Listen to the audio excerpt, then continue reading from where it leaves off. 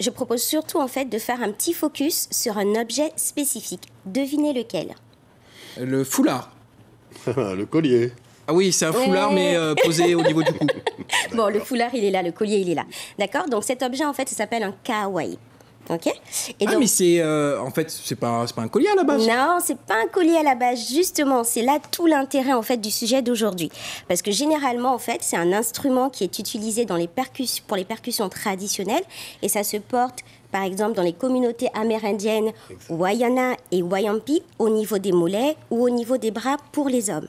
Dans les communautés Bushinege, on va plutôt les retrouver aux pieds des femmes, aussi bien des femmes, que des hommes. Et donc, du coup, cet instrument va venir accompagner le rythme du tambour.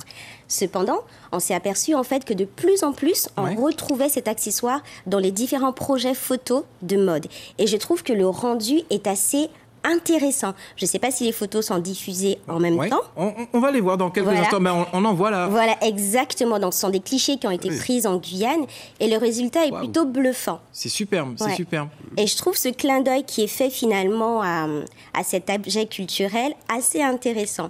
D'ailleurs, chez nous, chez moi, les gens de chez moi... C'est-à-dire, alors que je comprenne bien la pensée là, attention.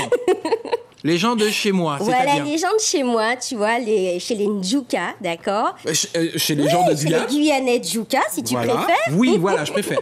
Si tu préfères. En fait, on dit que quand quelqu'un sort son kawaii, au patawa wasa. Ah. T'as tout compris, hein? Vous avez tout compris, hein? Traduction. Traduction, la personne là, elle va manger la wasa.